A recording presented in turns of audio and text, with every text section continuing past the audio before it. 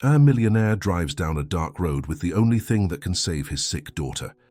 Suddenly, he finds a girl at the dump and decides to take her home.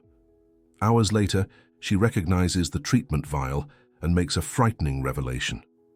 From there begins a desperate race against a deadly secret that could destroy everything. If this story interested you, don't forget to subscribe to our channel and tell us what city you're watching from. We continue. I promise this will be the best story you'll hear in your life. The early morning weighed like lead on Richard Morrison's shoulders as he drove down the poorly maintained road that cut through the outskirts of the city. The silence in the car was broken only by the low rumble of the engine and the occasional sound of loose stones hitting the fender. Next to him, on the passenger seat, rested a brown leather briefcase, worn by time, which held what he believed to be his daughter's salvation. Inside the briefcase, protected by special foam, was a small vial, no larger than a common medicine bottle, but containing an experimental substance obtained through contacts he preferred not to remember. The transparent liquid represented months of desperation, sleepless nights researching alternatives, whispered conversations with doctors who operated in the shadows of official medicine. Sophia, his 8-year-old daughter, was at home at that moment, sleeping a restless sleep that had become routine since the rare disease began consuming her strength. Conventional doctors had already exhausted all possibilities. The last oncologist he consulted had been too direct for Richard's taste. Perhaps 3 months remained, 4 at most, if they were lucky. But Richard would not accept that verdict. Not when there was one last hope pulsing inside that briefcase. The car slowed down as it approached a particularly deteriorated area of the road. Mountains of debris accumulated on the roadsides, remains of abandoned constructions mixed with household garbage, creating a desolate landscape that seemed to have been forgotten by the world. This was where the city's old dump was located, deactivated years ago, but still receiving clandestine disposals. That's when Richard spotted a small figure moving among the shadows. It was a child, a skinny girl of about 10 years old, rummaging through torn plastic bags under the intermittent light of a street lamp that flickered in agony. Her disheveled hair partially covered her dirty face, and her clothes were a patchwork that could no longer distinguish their original color. For a moment, Richard hesitated. He was in a hurry to get home, to finally administer the treatment to Sophia. But something in that scene touched him deeply. Perhaps it was the child's vulnerability, or maybe it was the guilt he carried for having resources to seek alternatives, while other families didn't even have the basics. He stopped the car a few meters ahead and opened the window. "Hey, girl!" he called, trying to maintain a gentle tone so as not to frighten her. The child quickly raised her face, like a cornered animal. Her eyes were large and dark, full of a distrust that seemed too old for her age. She took a few steps back, ready to flee at any sign of danger. "I won't hurt you," said Richard, turning off the engine and slowly getting out of the car. "Are you hungry? I can give you food, a place to sleep tonight." The girl observed him carefully, evaluating every movement, every expression. Richard realized she was accustomed to judging people's intentions for survival. After long seconds, she nodded slightly. "What's your name?" asked Richard as he opened the rear door of the car. "Luna," she answered in a hoarse voice, as if she hadn't spoken for a long time. During the journey to his house, Richard observed Luna through the rearview mirror. She remained tense, alert, even inside the heated vehicle. Her small hands gripped the edge of the seat as if she were ready to jump at any moment. He tried to make conversation a few times, but she responded only with monosyllables or nods. Richard's mansion contrasted drastically with the environment Luna had come from. Located in an upscale neighborhood of the city, the 2-story house was surrounded by well-maintained gardens and high walls that ensured privacy. When they passed through the electronic gate, Luna pressed her face against the window, observing everything with a mixture of admiration and suspicion. "Carmen," Richard called as soon as they entered. The housekeeper appeared in the entrance hall, a middle-aged woman with gray hair tied in a severe bun, and a stern expression that softened slightly when she saw the child. "Mr. Morrison, you brought—" she began, but he interrupted her with a gesture. "Her name is Luna. She needs a bath, clean clothes, and food. Can you prepare the guest room on the ground floor?" Carmen hesitated for a moment, but soon nodded. She was a practical woman who had learned not to question her employer's decisions, especially in recent months, when he seemed to carry the weight of the world on his shoulders. While Carmen took care of Luna, Richard went up to Sophia's room. The girl was sleeping restlessly, her pale face contrasting with the blonde hair spread out on the pillow. He approached the bed and gently touched her forehead. It was too warm, as always. "Daddy." Sophia opened her eyes, still drowsy. "Shh, my princess. Keep sleeping. Daddy's here. Did you bring the special medicine?" she asked in a weak voice that broke Richard's heart. "Yes, my love. Tomorrow you'll start feeling better, I promise." Sophia smiled and closed her eyes again. Richard stayed there for a few more minutes, watching his daughter's irregular breathing, feeling the familiar tightness in his chest that had accompanied him since the diagnosis. When he went downstairs, he found Luna already clean, wearing pajamas that Carmen had found in the closets. The transformation was impressive. Without the dirt and with her hair washed, she revealed herself to be a pretty girl, with delicate features, but with that same distrustful look that seemed engraved in her soul. "Luna is hungry, Mr. Morrison," Carmen informed. "I prepared soup and a sandwich." "Thank you, Carmen. I'll stay with her." Richard sat at the kitchen table while Luna ate in silence, devouring each piece as if she didn't know when the next meal would be. He took the opportunity to observe her better.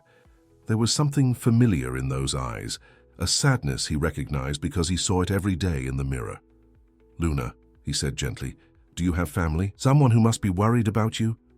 She stopped eating and looked him directly in the eyes for the first time since they had met.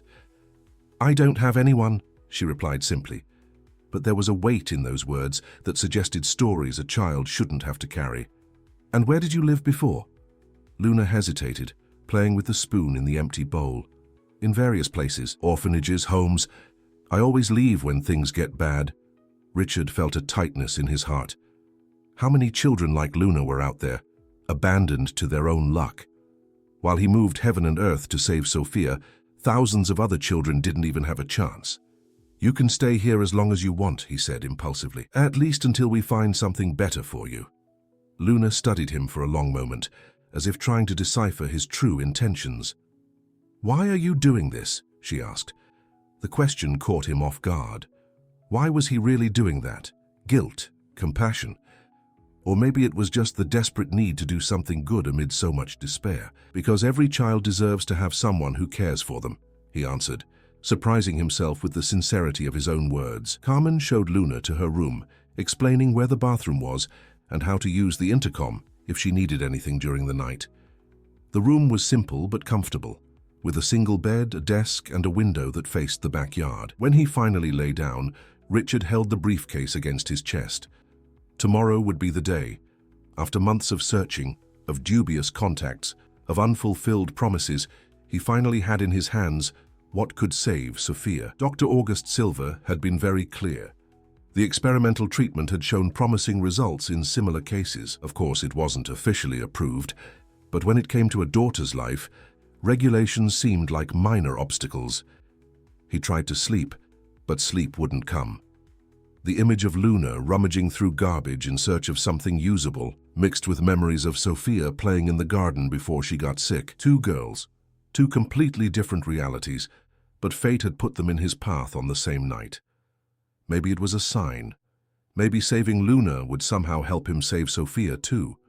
Or maybe he was just trying to find meaning in coincidences. When the first ray of sun came through the window, Richard was already up, preparing for what he hoped would be the first day of his daughter's recovery. Dawn brought with it a different atmosphere in the Morrison house. Richard woke up with his heart racing, knowing that this would be the most important day of Sophia's life. He took a quick shower, dressed carefully, and went downstairs for breakfast, finding Luna already sitting at the table, quietly eating bread with butter that Carmen had prepared. "Good morning, Luna," he greeted, trying to keep his voice steady despite his nerves on edge. "Good morning," she replied, observing him with those penetrating eyes that seemed to see more than a child her age should. Carmen served coffee for Richard, noticing his anxiety. She had worked for the family for more than 5 years and had witnessed the entire deterioration of Sophia's condition. She knew that day was special, although she didn't know exactly why. "Will you need anything special today, sir?" she asked discreetly. "No, Carmen, just keep everything normal. And take good care of Luna, please. She can explore the house, but ask her not to go up to the second floor until after lunch." Richard didn't want Luna to witness what was about to happen. The experimental treatment could have unpredictable side effects, at least in the first moments. Going up the stairs with the briefcase in hand, Richard took a deep breath. Sophia was awake, playing with a doll that seemed larger than her, such was her current fragility. "Daddy, is today the day for the special medicine?" she asked with a smile that lit up her pale face. "Yes, my princess. Today Daddy is going to make you better." Richard opened the briefcase with trembling hands and removed the vial. The transparent liquid shimmered slightly under the morning light, coming through the window. Along with the vial, there was a sterilized syringe and detailed instructions handwritten by Dr. Silver. "Will it hurt, Daddy?" asked Sophia, perceiving the seriousness of the moment. "Just a little bit, like when you get a vaccine. But afterward you'll feel much better." Richard prepared the injection with the care of someone holding his daughter's life between his fingers. Every drop of that liquid had cost more than he would like to calculate, not only in money but in commitments and favors he preferred to forget. He was about to administer the injection when the bedroom door burst open violently. Luna burst into the room with eyes wide with panic, followed closely by Carmen, who was trying to hold her back. "Mr. Morrison, I'm sorry. She ran upstairs. I tried," Carmen began, breathless. But Luna paid no attention to the housekeeper's apologies. Her eyes were fixed on the vial in Richard's hand, and her expression changed from panic to absolute horror. "No, don't do that," she shouted, running toward Richard. "I know that stuff. I've seen that medicine before." Richard froze, the syringe suspended in the air, completely disconcerted by the girl's reaction. "Luna, you don't understand," he began, but she interrupted him. "I do understand. I saw other children taking that. They got very sick and then they went away forever." Richard's blood ran cold. Sophia looked frightened between her father and Luna, not understanding what was happening. "What are you talking about?" asked Richard, slowly lowering the syringe. Luna was breathing with difficulty, but her words came out with a clarity that was frightening for a child her age. "In the last shelter where I stayed, there was a doctor who came every week. He said he had a new medicine that would help the sick children get better. The medicine was exactly like that, in the same type of vial." Richard felt the world spinning around him. He sat heavily on the edge of Sophia's bed, still holding the syringe. "And what happened to those children?" he asked with a choked voice. "At first, they seemed to get a little better, but then they got very weak, with high fevers. They had strange marks on their arms, and then—" Luna stopped, her small hands trembling. "Then they never woke up again." The silence that followed was deafening. Sophia looked at her father with large eyes, beginning to understand that something was very wrong. "Daddy, what's happening?" she asked in a small voice. Richard couldn't answer. His mind was trying to process what Luna had revealed. Was it possible that Dr. Silver was testing experimental treatments on vulnerable children? Could the substance he believed to be Sophia's salvation actually be a sentence? "Luna," he said in a controlled voice, "are you absolutely sure it's the same liquid?" She nodded vigorously. "Yes, I am. I never forget things that scare me, and that thing scared me a lot. My friend Clara was one of the first to take it. She was kind to me, protected me from the bigger boys. After she took the medicine, she got strange for a few days, said things that didn't make sense. Then she started shaking a lot, and the staff said she was having normal reactions. But it wasn't normal. I knew it wasn't." Richard placed the vial on the bedside table, his hands trembling as much as Luna's. "And you saw how many children take this treatment?" "Many. They always chose the ones who were sick, or the weakest. They said it was a special program that they would become famous for helping science." Luna wiped away a tear that ran down her face. "But they only got sicker." Carmen, who had remained silent watching the scene, approached slowly. "Mr. Morrison, maybe it's better to consult another doctor before—" "Yes," he interrupted, getting up abruptly. "Carmen, can you stay with the girls? I need to leave urgently." "Daddy, where are you going?" asked Sophia, frightened by the sudden change in her father's behavior. "I'm going to talk to the doctor, my princess. I'm going to make sure everything is right before giving you the medicine." Richard took the briefcase and quickly left the room, leaving the three females behind. His mind was buzzing with doubts and a growing feeling of nausea. What if Luna was right? What if he was about to poison his own daughter in the name of a cure? Dr. August Silver's office was in a private clinic in the city center. Richard drove like a madman, passing through red lights and taking risks he would normally never take. When he arrived, he didn't even wait for the secretary to announce his presence, directly invading the office. "Dr. Silva, I need to speak with you urgently." The doctor, a man of about 50 with graying hair and gold-rimmed glasses, raised his eyes from the papers he was examining. "Richard, what a surprise. I hope you're here to give me good news about Sophia." "Actually, I'm here to clarify some doubts about the treatment." Richard placed the briefcase on the desk and opened it. "A child told me she has seen other children take this substance and that they all got very sick." Dr. Silva maintained a calm expression, but Richard noticed a flash of irritation in his eyes. "Richard, you need to understand that experimental treatments always generate rumors and misunderstandings. People fear what they don't know." "But this child described exactly the vial, the liquid. She said she saw other children who didn't survive after taking this." The doctor sighed and removed his glasses, cleaning them with a cloth as he spoke. "Look, Richard, I'll be frank with you. Yes, this treatment went through testing phases. That's how medicine evolves. But the results have been extremely promising. We have a success rate of 78% in recent cases." "And the other 22%? asked Richard, feeling a chill down his spine. "Medicine isn't an exact science. There are always risks. But consider the alternative. Without treatment, Sophia has a 0% chance of survival." Richard was silent for a moment, processing the doctor's words.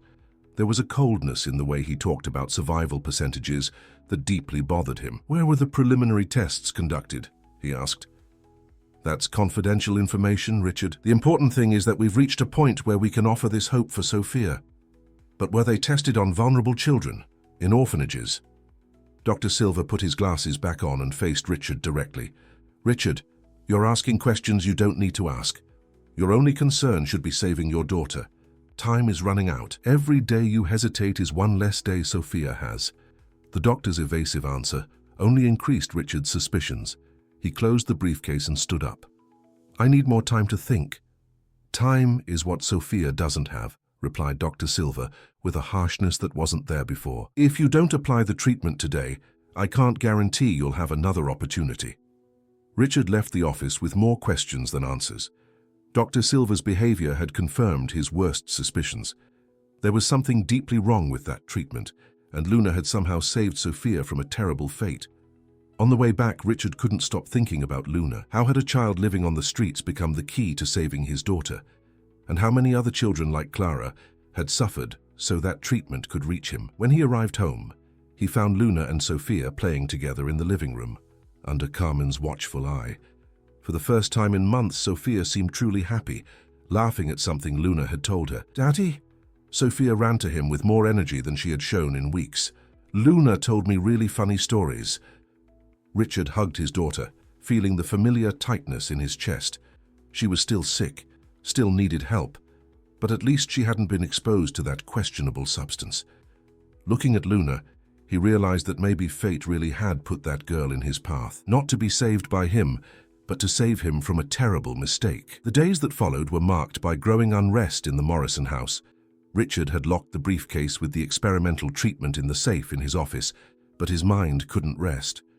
Luna's revelation had planted seeds of doubt that germinated with each passing hour. Sophia, although still fragile, seemed to have found an unexpected source of joy in Luna. The two girls spent hours talking, playing with dolls, and drawing together. Luna had a special way of making Sophia laugh, telling made-up stories about brave princesses and fantastic adventures that made the sick girl momentarily forget her condition. "She's different," Carmen commented as she prepared dinner. "Miss Sophia, I mean. It's been a long time since I've seen her so animated." Richard was watching the two through the kitchen window. They were in the garden, Luna helping Sophia collect flowers to make a bouquet. There was something comforting in that scene, but also painful because he knew it couldn't last forever. 3 days after the revelation about the treatment, Richard received a call that would change everything. It was Carmen, her voice filled with concern. "Mr. Morrison, you need to come home immediately. Luna got sick during the afternoon." When he arrived, he found Luna lying on the living room sofa, pale and trembling. Sophia was by her side, holding her hand and whispering words of comfort. "What happened?" asked Richard, kneeling beside Luna. "She started shaking after lunch," explained Carmen. "She said she had a headache and that the lights were too bright." Richard observed Luna more carefully. Besides the paleness and tremors, he noticed that she avoided looking directly at the room's lamps. "Luna, have you felt this before?" he asked gently. She nodded with difficulty. "At the shelter.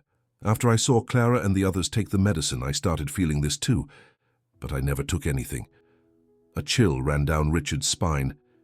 If Luna had never taken the experimental treatment, why was she showing similar symptoms? "Carmen, can you call Dr. Martinez?" he asked, referring to the family doctor, someone he trusted completely. While they waited for the doctor, Richard couldn't stop thinking. There was a connection between Luna and that treatment that went beyond what she had witnessed. But what? Dr. Martinez arrived an hour later, a kind man of about 60, who had been attending the Morrison family for more than a decade. After carefully examining Luna, he asked to speak with Richard privately. "It's difficult to make a precise diagnosis without more detailed tests," said the doctor. "But the symptoms Luna presents are compatible with exposure to neurotoxic substances." "Neurotoxic?" "Yes, compounds that affect the nervous system.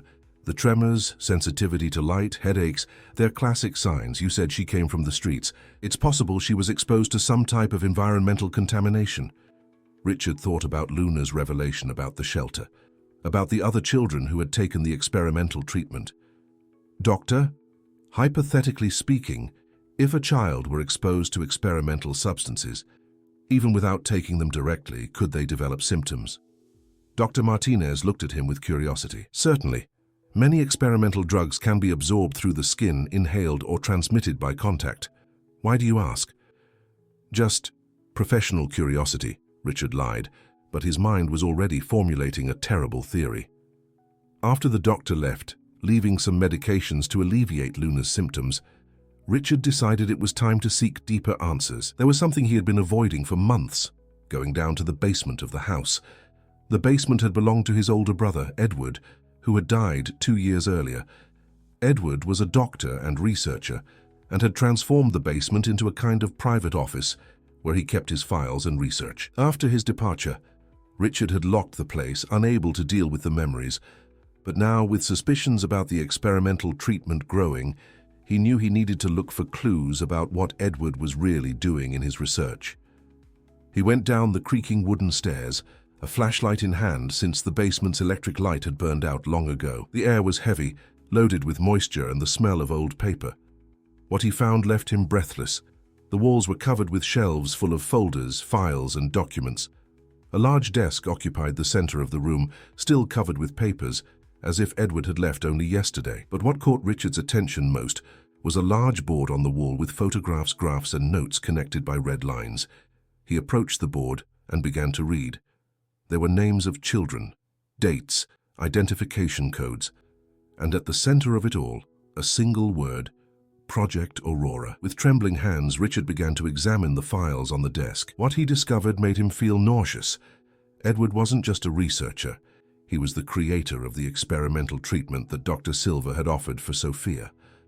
Folder after folder revealed horrible details. Edward had developed a compound that promised to combat degenerative diseases in children, but the initial tests were conducted on abandoned minors, children that no one would look for if they disappeared.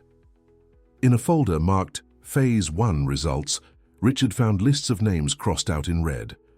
Clara, the name of Luna's friend, was among them, but it was upon opening the Phase 2 folder that Richard felt the world collapse.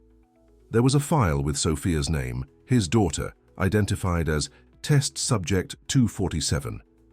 Edward had included his own niece in the experimental program. The notes were cold, clinical. Subject presents ideal degenerative condition for testing the modified compound. Family situation allows complete control of administration.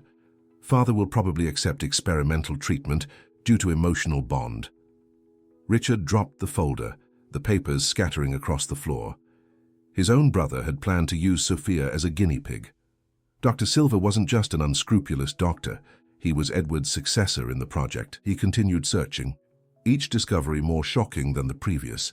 He found contracts with orphanages that were, in reality, clandestine testing centers, documents that showed payments to public officials to keep silent, and photographs of children in hospital beds, all looking weak and sick. Among the documents, he also found a letter that Edward had written but apparently never sent. It was addressed to him, Richard. "My dear brother," the letter began, "if you are reading this, it means something happened to me before I could explain everything. Project Aurora is not what it seems. It started as a genuine attempt to save lives, but became something monstrous. The pressures from financiers, the need for quick results, all of this led us down a path of no return."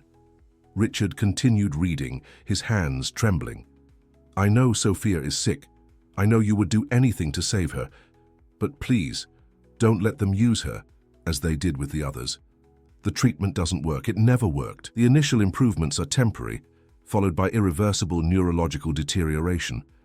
I couldn't save the other children, but I can save Sophia if you never allow her to take the compound." The letter ended with a desperate plea. "Destroy everything you find here. Burn the files, erase the records, and protect Sophia. She is our only chance for redemption." Richard let the letter fall and leaned on the desk, feeling his legs weaken. Everything made sense now. Edward had started the project with good intentions but lost his way, and before leaving, he had tried to leave a warning to protect Sophia. He went up the stairs staggering, his mind struggling to process everything he had discovered. Edward wasn't just his brother. He was also the father of the tragedy that had marked dozens of children, including Luna. When he reached the living room, he found Luna sleeping on the sofa, with Sophia sitting beside her, caressing her hair. "Daddy, Luna is better," said Sophia upon seeing him. She stopped shaking. Richard looked at Luna, now seeing her with completely different eyes. She wasn't just a child he had found by chance. She was a survivor, a witness, and possibly the only person who could help him fully understand what Edward had done. "Sophia, can you go to your room? Daddy needs to talk to Luna when she wakes up." "But Daddy..." "Please, my princess, it's important." When Sophia reluctantly went upstairs, Richard sat in an armchair near the sofa, watching Luna sleep. She seemed so fragile, so young. How had she managed to survive everything she had witnessed? And more importantly, what else did she know about Project Aurora? One thing was clear: Luna hadn't appeared in his life by chance. Fate had connected their stories in a way he was just beginning to understand. And if he wanted to protect both Sophia and Luna, he would need to discover the whole truth about what his brother had created. Luna woke up a few hours later, finding Richard sitting in the armchair beside her, with a grave expression that she immediately recognized. It was the same expression adults had when they were about to tell a difficult truth. "You discovered something, didn't you?" she asked, sitting up on the sofa carefully. Richard nodded, impressed once again by the girl's maturity. "Luna, I need you to tell me everything you know about the shelter where you were." "Everything?" Over the next 2 hours, Luna reported details that made Richard understand the magnitude of the horror his brother had created. She described how the children were selected, always the sickest or the most isolated, how they were taken to a special wing of the shelter, from which many never returned. "The director of the shelter said it was a special program," Luna recounted, hugging a pillow, "that the chosen children would help science and become famous. But I saw how they came back changed when they came back." "And Carmen?" "The housekeeper mentioned that her sister worked in one of those places." Luna nodded vigorously. "Miss Julie. She was one of the few kind people there. She always tried to protect us. It was she who got me out of there when she realized I was also starting to get sick, just from breathing the air in that place." Richard felt a connection forming in his mind. Carmen had never mentioned that she knew Luna before that night. Why? He called Carmen to the living room and, confronted with Richard's direct questions, she finally revealed the truth. "Mr. Morrison," she said with tears in her eyes, "my sister Julie worked at St. Francis Home for 2 years. She told me terrible things about what happened there. When she called saying there was a girl in danger and she needed help hiding her, I immediately said yes. So you knew who Luna was when I brought her home?" "I did. Julie had shown me a picture of her. But then Julie disappeared. Some staff from the shelter came looking for her here, saying she had run away with important documents. I was very afraid." Richard understood that he was dealing with something much bigger than he had imagined. There was a protection network trying to save the children, and an even more powerful network trying to silence the witnesses. "Carmen, where did your sister hide Luna after taking her out of the shelter?" "In various places. Friends' homes, churches, even on the streets when necessary. Julie said Luna was special, that she had seen too much and needed to be protected. That night, after Carmen put the girls to bed, Richard made a decision that would change their lives forever. He went down to the basement again and began photographing all the Project Aurora documents. Every name, every date, every result. If he was going to expose the truth, he needed irrefutable evidence. While organizing the documents, he found something that made him stop. A folder marked Contingency Plan. Inside, detailed instructions on how to dismantle the project in case of exposure. Edward had anticipated that one day he would be discovered and had left a script to destroy everything. But there was also a list of journalists and activists Edward trusted, people who could use the information to protect other children. The next morning, Richard called the first name on the list, Marianne Collins, an investigative journalist known for exposing scandals involving vulnerable children. "Mr. Morrison," she said after hearing a summary of the situation, "what you're describing confirms rumors we've been investigating for months. Can we meet this afternoon?" The meeting took place in a discreet cafe in the city center. Richard brought copies of all the most important documents. Marianne, a 40-year-old woman with firm, determined eyes, examined each page with growing horror. "This is pure dynamite," she finally said. "We have evidence here of illegal experiments on children for over 3 years. How many victims do you estimate there were?" According to the documents, more than 200 children were exposed to the experimental treatment. Of those, only 40 survived beyond 6 months. Marianne closed her eyes for a moment, absorbing the magnitude of the tragedy. "And your daughter was on the list for the next phase?" "She was, if Luna hadn't warned me." "Luna is a crucial witness. Would she agree to talk to us?" Richard hesitated. Luna had already suffered so much. Would it be fair to ask her to relive everything again? "I'll talk to her, but I want guarantees that she will be protected." When he arrived home, he found a scene that deeply moved him. Sophia and Luna were in the kitchen with Carmen, making cookies. Sophia was more animated than Richard had seen in months, while Luna smiled genuinely for the first time since she had arrived. "Daddy, look how many cookies we made," shouted Sophia, showing a tray full of star-shaped cookies. "They're beautiful, my princesses." That night, after Sophia went to sleep, Richard talked to Luna about the possibility of speaking with the journalist. "You don't have to do this if you don't want to," he said. "You've been through too much already."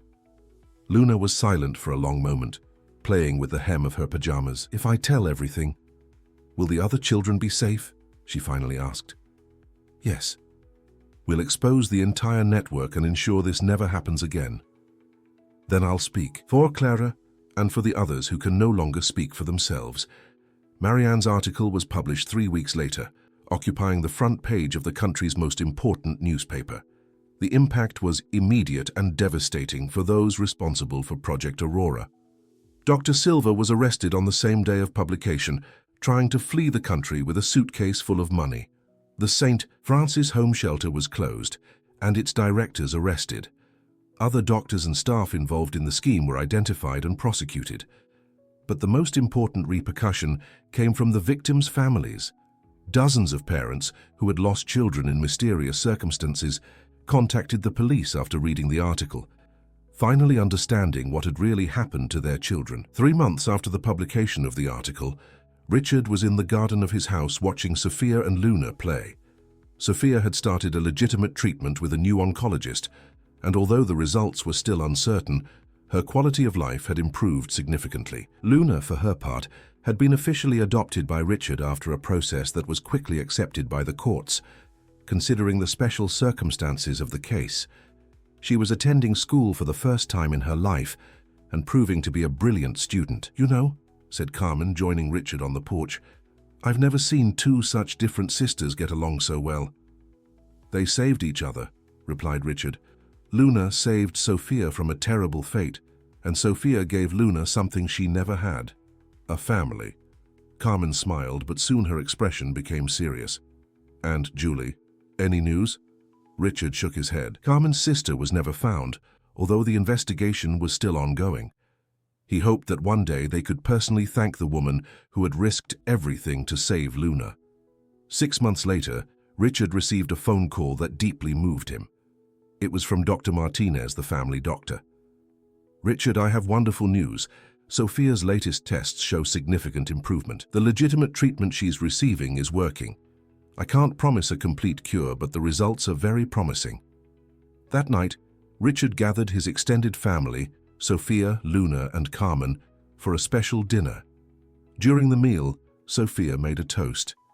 "Thank you, Luna, for saving me, and thank you, Daddy, for saving Luna. Now we're a real family." Luna, who had learned to smile again, hugged her adoptive sister. "We are, and we'll always take care of each other." A year later, Richard had transformed the foundation he had inherited from Edward into a legitimate organization dedicated to protecting vulnerable children. The Aurora Foundation, a name he kept as a reminder that even from the most terrible mistakes something good can emerge, offered shelter, education, and ethical medical treatment for children at risk. Luna, now 12 years old, had become one of the foundation's main advocates, speaking at events and helping to identify other children who needed protection. Her traumatic experience had been transformed into strength to help others. Sophia, at 10 years old, was in complete remission. Doctors still carefully monitored her condition, but she led a normal life, attending school and practicing dance, a passion she had discovered during her recovery. On a December evening, while the two girls slept, Richard was in his office reviewing the foundation's annual reports. They had helped more than 500 children in the first year, offering not just shelter, but also prospects for the future. Carmen entered the office carrying a cup of tea. "Still working, Mr. Morrison? Just finishing some reports." "Carmen, can I ask you something?" "Of course. Do you ever regret keeping the secret about Luna when I brought her home?" Carmen smiled, that rare smile she reserved for special moments. "Never. Sometimes, fate puts the right people in the right place at the right time. Luna needed a family, Sophia needed a sister, and you needed to find a greater purpose. My sister Julie always said that children were angels in disguise. I think she was right." That night, Richard went to check on the girls before sleeping, as he did every night.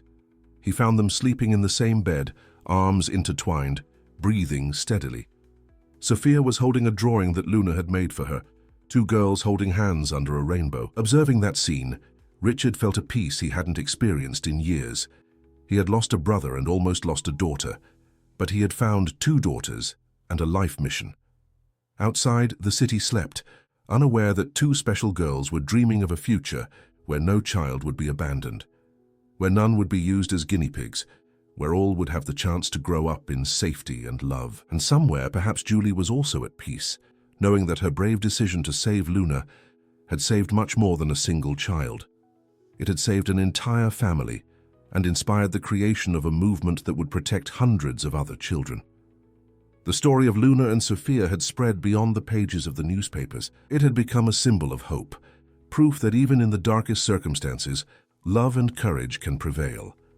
And so, a dawn that had begun with desperation and a questionable decision by a desperate father had transformed into the foundation of a new family and the birth of a mission that would last forever. The end of the story. Dear listeners, we hope that the story of Richard, Sophia, and Luna has deeply touched your hearts. This narrative reminds us that true miracles happen when we open our hearts to help each other, and that sometimes the people we most need to find appear in our lives when we least expect them. To continue this emotional journey with us, we've prepared a special playlist with equally touching stories that explore family bonds and the strength of true love. You can find it by clicking on the link next to it. If this story awakened emotions in you, don't forget to subscribe to our channel and leave your like on this video. Every day we bring unique narratives that celebrate the complexity and beauty of human life. Tell us in the comments, have you ever experienced a situation where an unexpected encounter completely changed your life? Your stories inspire us and enrich our community. Until next time, and remember, each person we cross paths with can be the beginning of something extraordinary.